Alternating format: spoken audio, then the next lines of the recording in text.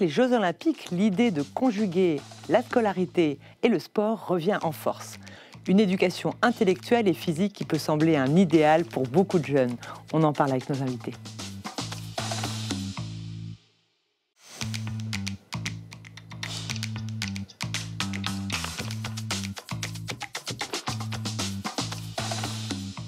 Lucie Santoro, vous êtes cavalière de niveau national et vous avez fait toutes vos études en sport-études. Vous nous parlerez de ça. Philippe Pelletier, vous êtes responsable des classes horaires aménagées sport. On appelle ça les CHAS. Exactement. Au collège Camille C à Paris dans le 15e arrondissement. Bonjour. Bonjour. Et Étienne Barraud, vous êtes inspecteur pédagogique régional, tout de suite ça fait peur, pour à l'EPS, au rectorat de Paris. J'espère que vous ne terrorisez pas trop les enseignants que vous inspectez. J'espère que non. En tout cas, vous n'avez pas l'air. Et Emma Ferrand, journaliste au Figaro étudiant. Alors Emma, est-ce qu'il existe, alors vous pouvez nous expliquer un peu les différents dispositifs de sport-études qui existent en France? Oui, eh bien déjà au collège ou au lycée, des classes sport-études peuvent être ouvertes. Il s'agit de classes un peu spéciales où des élèves sportifs de haut niveau sont réunis. Ou bien, deuxième option, les élèves peuvent bénéficier d'un aménagement individuel sport-études, ce qui permet aux jeunes d'avoir accès à différentes solutions justement pour conjuguer leur vie à la fois d'élèves et de sportifs. Par exemple, ça peut être un étalement du cursus scolaire, un déplacement des dates d'examen, une place prioritaire en internat ou bien la possibilité de suivre un enseignement à distance. Il faut savoir que tous les élèves ne peuvent pas prétendre au sport-études. Seuls les sportifs inscrits sur les listes ministérielles, les membres d'une section sportive ou les jeunes appartenant à un centre d'entraînement du projet de performance fédérale ou d'un centre de formation d'un club professionnel peuvent y prétendre. Bref, vous avez compris, c'est hyper précis. Mais certains sportifs qui ne sont pas reconnus par le ministère peuvent exceptionnellement demander certains aménagements. Attention toutefois, ces deux dispositifs sport-études ne doivent pas être confondus avec les sections sportives scolaires qui permettent aux élèves, aux jeunes volontaires de bénéficier d'un entraînement sportif de 4 à 8 heures par semaine dans l'un des 90 sports proposés, en plus des heures obligatoires en EPS. Et dans l'enseignement supérieur, est-ce qu'il existe des sports-études? Évidemment, mais la route est encore longue pour égaler certains pays, surtout par exemple les États-Unis. Il n'y a qu'à voir dans les films américains, souvent les héros du lycée sont des champions de baseball ou de basket. Ce qui est déjà bien, c'est que les étudiants peuvent facilement trouver une formation qui facilite le sport et les études sur Parcoursup grâce à un onglet spécial. Il y a un filtre qui est mis en place. Et puis il y a de nombreuses écoles, notamment de commerce, qui proposent des parcours spécifiques pour les sportifs de haut niveau. Ce qui a pu notamment séduire certains de nos champions en France. Je pense notamment au rugbyman Antoine Dupont, qui est passé par Toulouse School of Management, ou bien le joueur de handball Vincent Gérard, qui est passé par Grenoble École de Management. D'autres établissements comme Sciences Po, l'Université Panthéon-Sorbonne, Dauphine, des IUT comme celui de Créteil ou bien l'école de journalisme CFJ se sont également adaptés ces dernières années. Étienne Barraud, la France n'est pas connue pour être en pointe dans le sport à l'école, hein, comme on a pu le voir avec Emma. Est-ce qu'on est tout de même sur la bonne voie? Alors je pense qu'on est sur la bonne voie. L'avènement des Jeux Olympiques de Paris 2024 permettent d'avoir une certaine forme de médiatisation par rapport à la place du sport à l'école. Et donc, il y a toute une série de dispositifs qui ont été mis en place et qui finalement font qu'on y arrive petit à petit. Alors, je pense pour le premier degré aux 30 minutes d'activité physique quotidienne qui permettent de mettre les élèves dans un rythme et une pratique quotidienne d'une activité. Et puis au collège, les 2 heures de sport en plus, donc qui permettent de faire en sorte qu'il y ait des relations entre un club sportif et un établissement scolaire. Et puis je pense le sujet qui nous intéresse aujourd'hui, les sports-études, qui dataient de 1991, qui ont été remis au goût du jour cette année, permettent, ce qu'on vient d'expliquer, la scolarisation de sportifs et de lier le sport et les études, ce qui n'est pas une mince affaire. Et effectivement, lorsqu'on voit ce qui se passe outre-Atlantique, on a encore beaucoup de progrès à faire, mais on est sur la bonne voie. Lucie Santoro, vous êtes cavalière de niveau national. Racontez-nous votre scolarité. Alors moi, j'ai commencé du coup à choisir le sport-études au collège. À partir de la 4e, j'ai choisi d'intégrer un sport-études. Dans quel collège ça vous était? J'étais à Academia, dans le sud de la France, à Toulouse. D'accord. Voilà. Donc Academia, c'est plutôt un organisme de soutien scolaire finalement? Oui, mais ils avaient un cursus qui était dédié aux sportifs de haut niveau qui souhaitaient faire uniquement l'école le matin. Moi, c'était mon programme. J'avais uniquement l'école le matin du lundi au jeudi. Et l'après-midi était dédié du coup à la pratique du sport. On était plusieurs. Mais vous alliez à l'école comme un enfant ordinaire, si je puis dire?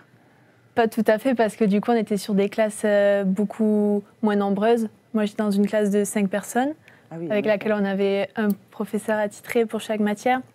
Et donc, grâce à ce petit nombre, on pouvait avancer beaucoup plus vite sur les programmes. Et c'est comme ça qu'ils ont pu nous faire réaliser le programme d'une année en un temps réduit. Au niveau du lycée, j'avais des horaires aménagés, un peu dans le même cadre, mais avec plus de temps de cours à l'école demandé. Toujours avec le système mis en place avec Academia, qui a signé des partenariats avec des fédérations, hein, c'est ça? Voilà, c'est ça, tout à fait. Et ensuite, du coup, quand je suis arrivée en études supérieures, j'ai décidé de continuer dans TBS Éducation, qui proposait un parcours SHN. C'est-à-dire? Alors, quand j'ai intégré le programme, j'ai choisi de demander ce statut qui pouvait donner au cours du programme pour me faciliter au niveau des absences. Notamment, moi, l'équitation, c'est un sport qui me demande beaucoup de temps et de logistique. À quel niveau vous êtes aujourd'hui? Comment se déroule votre carrière? Aujourd'hui, je fais des concours au niveau national et international. J'étais notamment à Valence, en Espagne, pendant 3 semaines en février. Voilà, grâce à ce statut, voilà, je peux m'absenter comme là, il a été en février, jusqu'à 3 semaines, sans être pénalisée au niveau de mon parcours scolaire. Géraud Régal, vous occupez de la classe horaire aménagée sport, donc CHAS, au lycée Camille-C. Comment se déroule la scolarité des lycéens parisiens qui veulent suivre une section sport-études à Paris? Oui, alors je coordonne le dispositif CHAS au sein de notre lycée Camille-C. C'est un dispositif qui est sous forme de réseau, c'est-à-dire plusieurs lycées le proposent à Paris. Comment ça se passe concrètement? C'est un accompagnement des élèves sportifs. Vous avez des élèves de tous les sports ou C'est des classes avec des profils sportifs complètement différents. C'est-à-dire on peut avoir du ski à Paris, du roller, de la gym, du tennis. Enfin, c'est des sports complètement différents. Et notre rôle, autant au collège qu'au lycée, c'est d'accompagner ces élèves dans leur double projet, sportif et scolaire, d'être en lien avec les entraîneurs, avec les présidents de clubs, les familles, et faire un petit peu le lien entre tout ça pour que ça se passe. Donc là, vous travaillez, on vous a invités tous les deux, hein, vous travaillez en binôme. Hein. Donc Philippe Pelletier, vous occupez plutôt du collège, c'est ça? Exactement. Donc vous avez des enfants dès la 6e. Là aussi, c'est multisport. Multisport, nous accueillons 90 élèves et ça représente à peu près 18 activités sportives. Comment ça se passe? Ils ont cours le matin et activité l'après-midi, un peu comme Lucie? Au collège, ils commencent tous les matins à 8h et ils finissent à 14h30. D'accord. Et ensuite, ils rejoignent leur club? Ensuite, il y a plusieurs organisations. Il y a soit ils quittent à 14h30 et ils vont tout de suite dans leur club parce que le club a mis une structure en place. Pour les pistes de ski, c'est un peu plus compliqué. Oui, et là, ils partent le week-end. D'accord. Et sinon, d'autres clubs s'organisent autrement. Les enfants quittent à 14h30, ils rentrent chez eux, ils travaillent, et ensuite ils vont à leur entraînement. À leur entraînement, oui. Et vous avez des élèves qui ont des bons résultats au niveau sportif. Vous en avez suivi que vous verrez aux Jeux Olympiques? On en suit encore. On en a un notamment qui n'a pas fait toute sa scolarité à Camille-C, mais qui sera certainement aux Jeux Olympiques à Paris. Là. Alors c'est qui? C'est Noyan Thailan, voilà, il se reconnaîtra. Et il fait quel sport? Il est nageur. C'est un nageur. Ouais. D'accord, donc on regardera ses prouesses avec beaucoup d'attention. Et lui, il a suivi sa scolarité Il a une scolarité, il a commencé par une section internationale, c'était beaucoup de sport, donc ensuite il a intégré le dispositif CHAS. Et ensuite il est parti à l'INSEP.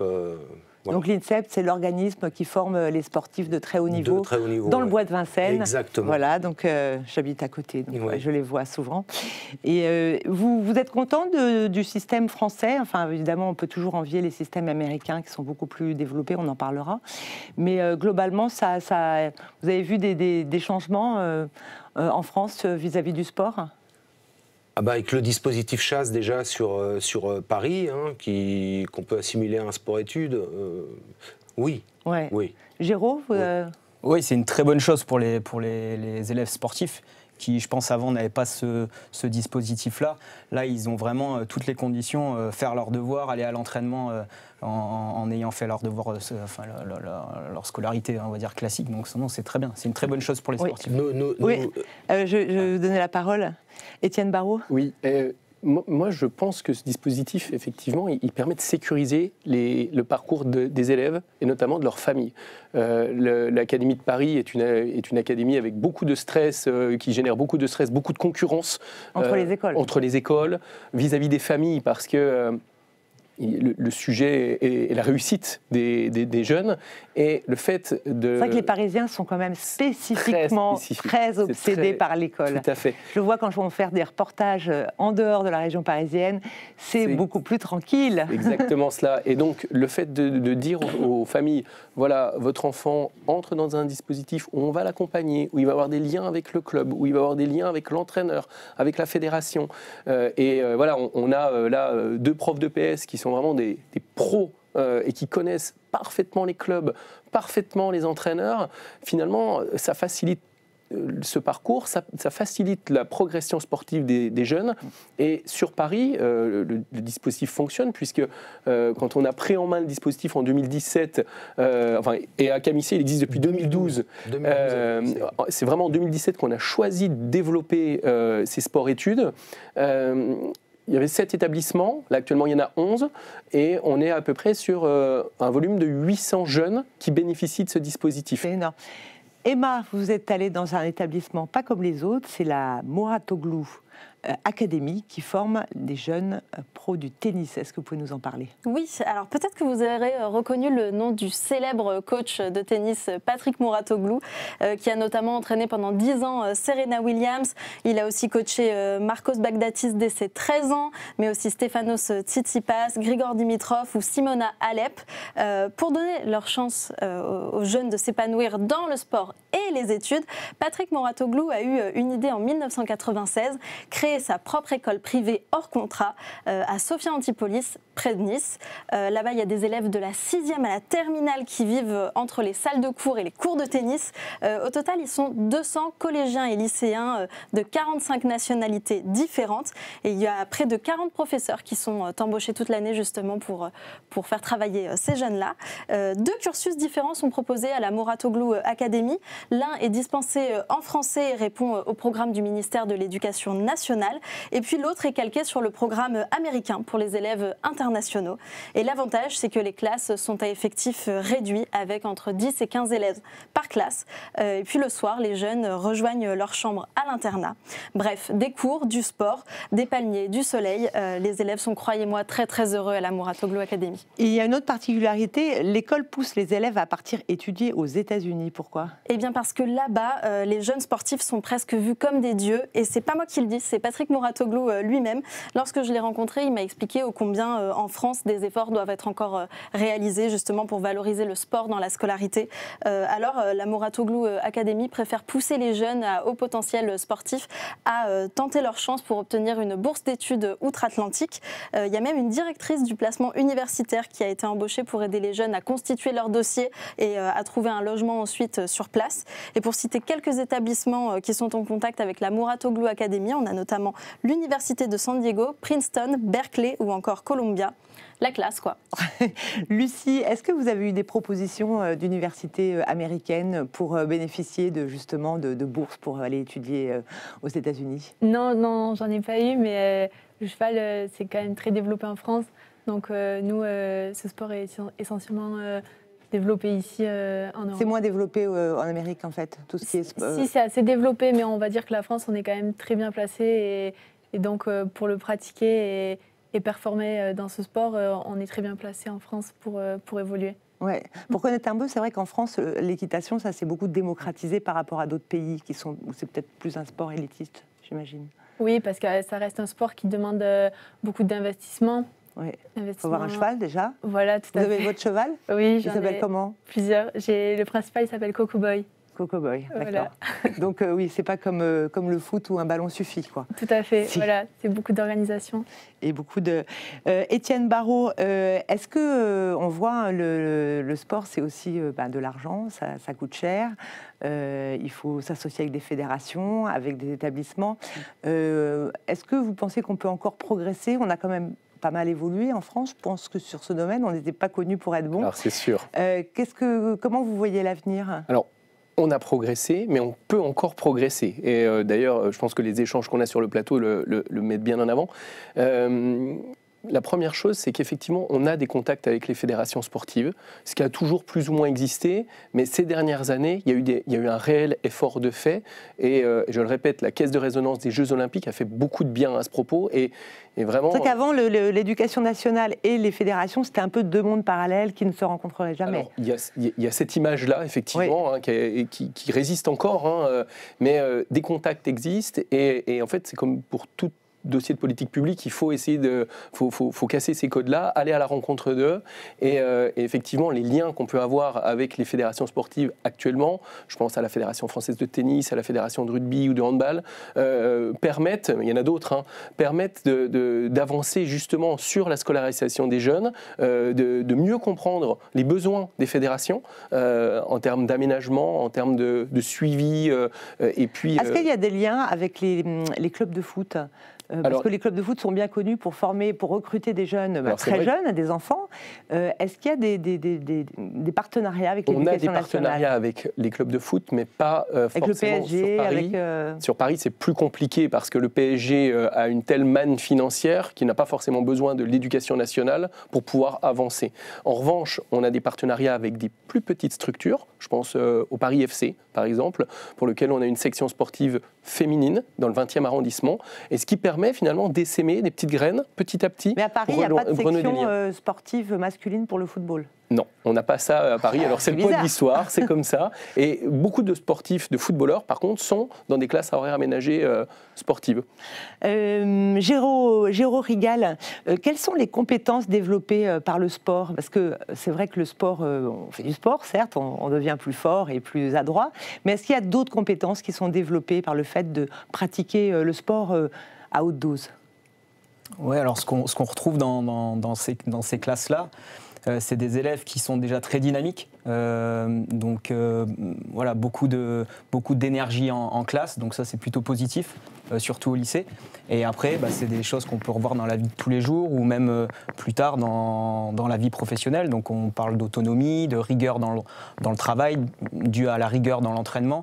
Ce sont des élèves qui arrivent à l'heure, qui ont l'habitude d'avoir une certaine tenue, une certaine posture dans leur club. Et c'est des choses qu'on retrouve en classe, mais dans la vie de tous les jours ou même plus tard.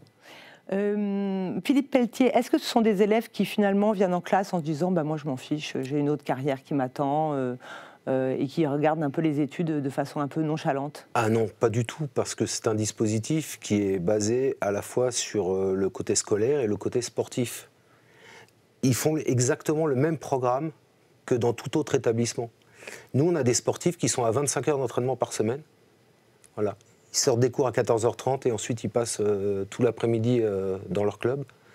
Non, ce sont des élèves sérieux et qui, avec un travail tout à fait Et vous voyez, est-ce que les professeurs que vous voyez, est-ce qu'ils vous disent oui, c'est des élèves pas comme les autres, ils ont acquis d'autres compétences finalement?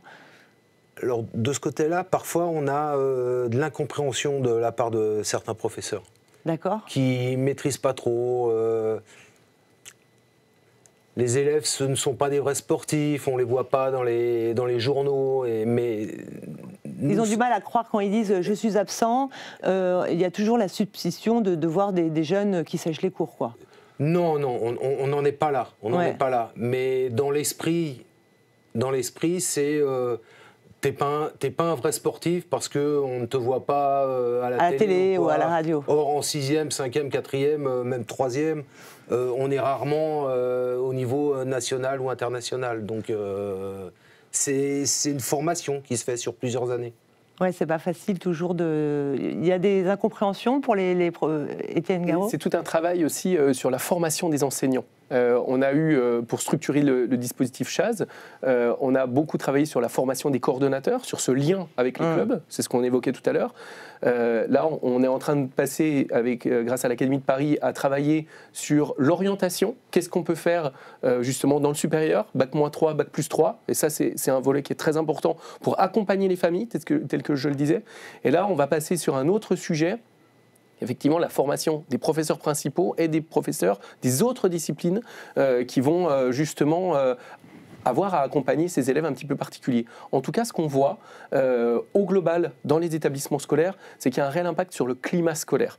Parce que le fait que l'on permette à ces établissements d'avoir une identité sportive, on a sur la cité scolaire Camissé, par exemple, ça représente à peu près 200-250 gamins qui sont scolarisés Ça améliore l'ambiance, c'est-à-dire que les jeunes sont plus disciplinés, ils font moins de bêtises. Les jeunes savent ce qu'ils doivent faire. Philippe Pelletier vient d'évoquer 25 heures d'entraînement par semaine. Quand vous avez 25 heures d'entraînement par semaine et entre 20 et 25 heures de cours par semaine également, ça nécessite une certaine rigueur. Et forcément, nos jeunes, là, l'acquièrent, parce qu'ils n'ont pas le choix. S'ils veulent réussir à l'école et s'ils veulent réussir dans leur cursus sportif, je pense que notre cavalière pourra l'exprimer bien mieux que moi, ils doivent être amenés à s'organiser, à devenir autonomes, à respecter l'adulte pour ne pas rentrer dans le conflit, parce qu'en fait, ils n'ont pas le temps d'aller perdre du temps dans ces Lucie, est-ce que vous n'avez pas bénéficié de ces classes Chaz, de ces classes à horaires aménagés sportives? Vous avez choisi un établissement privé, finalement, Academia. Pourquoi vous n'êtes pas allé dans ces classes? Pourquoi vous n'avez pas choisi des lycées, tout simplement des lycées publics qui proposent ces sections? Parce que c'est vrai que moi, déjà dans le sud de la France, à Toulouse, j'avais pas forcément eu le choix. Et puis, étant donné le temps qui m'était proposé grâce à Academia, c'était bénéfique pour moi de pouvoir en bénéficier, surtout car souvent les compétitions commencent le jeudi. Donc je venais à m'absenter et ils proposaient le fait de diffuser les cours en ligne. Donc je pouvais suivre même si j'étais Oui, Academia a un partenariat avec le CNED, non? Voilà, c'est ça. Donc vous aviez les CNOUR avec le Centre national d'enseignement à distance en même temps. Voilà. Et comment vous envisagez l'avenir? Est-ce que vous voulez faire de l'équitation votre métier? Aujourd'hui, je garde en priorité les études parce que c'est quand même ma voie principale. C'est pour ça que j'ai choisi de continuer mon école de commerce avec un statut pour continuer à évoluer dans mes deux projets, mon projet professionnel et mon projet personnel. C'est pas mon premier projet d'en faire mon métier. Géraud Rigal et Philippe Pelletier, à Camissé, les élèves envisagent d'en faire leur métier, ou c'est plutôt une façon d'avoir un bon lycée parce qu'on le rappelle, souvent ces sections sportives sont désectorisées. On peut finalement postuler dans une section sportive de toute l'Île-de-France. C'est désectorisé pour Paris. C'est hors Affelnet. C'est totalement hors Affelnet. Alors, c'est hors Affelnet. Ils font des vœux Affelnet. Oui, mais on ne tient pas compte de leur lieu d'habitation. Ça, c'est important. Bon, alors, on prend régulièrement des jeunes d'Île-de-France, des académies voisines, Versailles-Créteil, mais également, s'il y a des possibilités de logement, on évoquait ça tout à l'heure, également hors région parisienne. Des jeunes qui viennent du Sud et qui veulent postuler, ils peuvent. Les établissements, les sections sportives sont désectorisées, c'est important de le dire. Nous avons déjà eu l'année dernière, il y a 2 ans, un élève qui venait de Guadeloupe. Ouais. D'accord. Et qui a postulé. Et qui a passé 2 ans chez nous. D'accord, donc ça c'est... Est-ce que c'est des jeunes qui envisagent ensuite d'en faire leur métier, ou vous ne savez pas encore en fait? C'est très variable. Nous, ce qu'on leur propose, c'est un dispositif qui leur permette d'aller jusqu'au bout de leur passion. Ça marche, tant mieux, et certains s'arrêtent à la fin de la 3e, ils s'arrêtent. Ils s'arrêtent, ils font autre chose parce qu'ils se rendent compte qu'ils sont arrivés au maximum et que après ils privilégient les études. Géraud, est-ce qu'on peut envisager un système à l'américaine, c'est-à-dire toutes les écoles de France avec le matin classe et puis l'après-midi sport, un peu comme ça se fait même en Allemagne, je crois, enfin dans d'autres pays européens, souvent en Angleterre aussi, c'est un système très anglo-saxon. Est-ce qu'on peut envisager ça pour la France ? Oui, on peut l'envisager. C'est une chose qui est en train de se passer avec le dispositif Chaz, les sports-études qui se développent de plus en plus. On a de plus en plus d'élèves qui postulent, qui veulent rentrer dans nos établissements. Donc je pense que oui, c'est quelque chose qui évolue. Le sport prend de plus en plus de place et d'importance en France.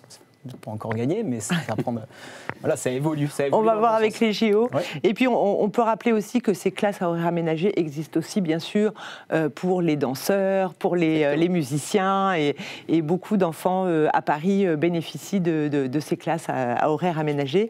Merci beaucoup, mes invités, Lucie Santoro, cavalière, qu'on va retrouver bientôt, Géraud Rigal et Philippe Pelletier, qui représentent les classes à horaires aménagés Chaz des collèges et lycée Camissé dans le 15e arrondissement. Merci d'être venu. Étienne Barraud, inspecteur pédagogique au rectorat de Paris. Et Emma Ferrand, merci beaucoup. Merci à tous de nous avoir suivis et je vous dis à très bientôt dans une nouvelle émission de Paris d'École.